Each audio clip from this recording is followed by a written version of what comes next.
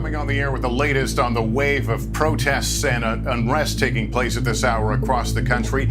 Outrage at the death of George Floyd. Some parts of the country are moving to work towards police reform. This is more alleged cases of police brutality are now coming under scrutiny after newly released videos of deadly force. Breaking news in Midtown, where it was a violent night after protesters clashed with the police. We're told the group is connected to defund the police and Black Lives Matter. You can see tense moments here.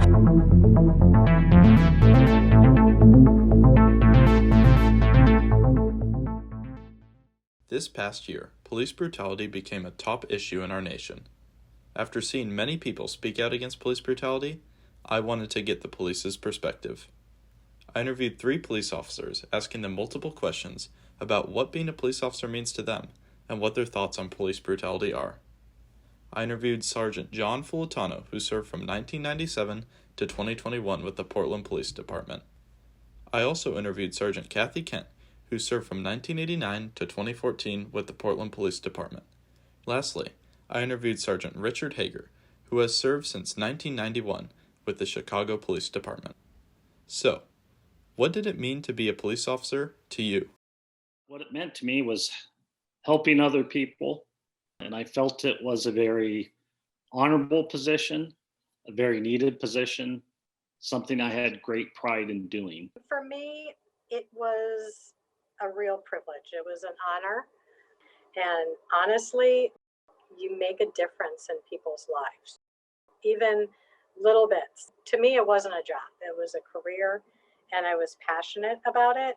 Well, for me, being a police officer is about camaraderie. It's working with other officers. And then it's about working with the citizens, ensuring their safety. It also means enforcing laws. What are your thoughts on the instances of police brutality in 2020? I think each one needs to be looked at a little differently because each one, if it is actually a crime, is an individual crime. I don't see it as systemic as people say.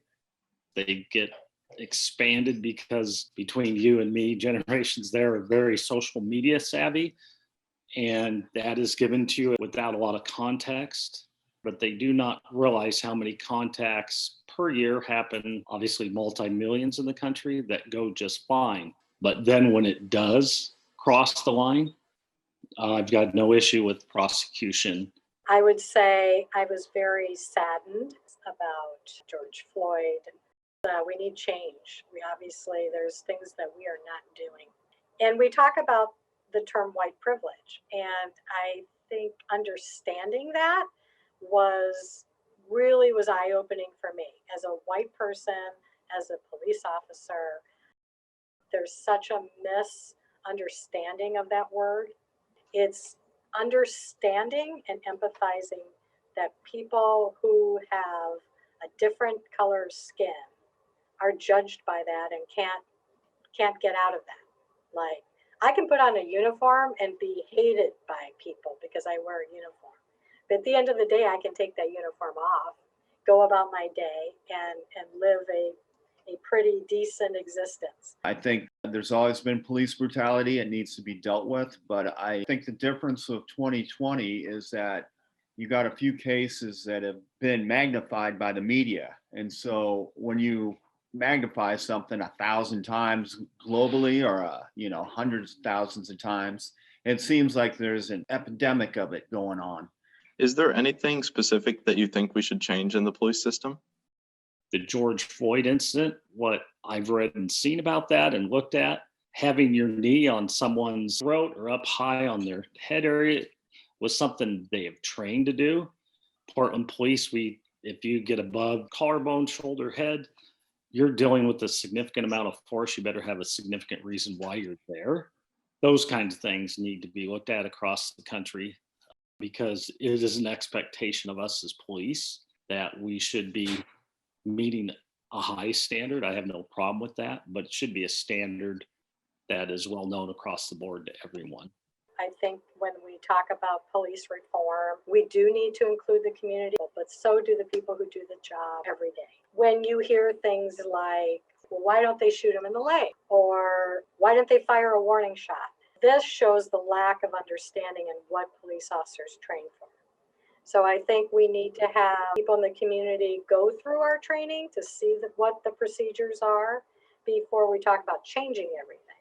I would say defund is a bad word. It's more like reallocating where our money is going and making sure people who need mental health are getting mental health resources, and people who need a home and food are tied into those resources, and not calling a police officer for all of these social issues that are going on in society.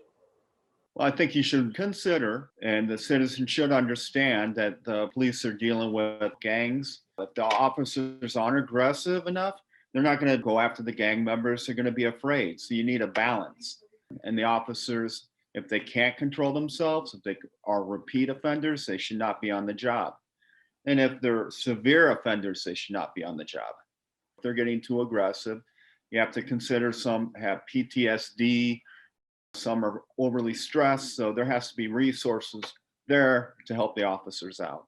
How do you think the relationship between law enforcement and people of color could be improved? It's going to be a two-way street. We have to take time, make sure we communicate better and explain our actions. But they would also, as we are dealing with each other, they have to come towards me too and have some kind of understanding or some level of stop being so angry involved. We need to build trust with the people in our community of color. I think one of the ways to do that is to have good role models when they're young. And I know over the summer there was a call in Portland, in fact, removed the police from the schools.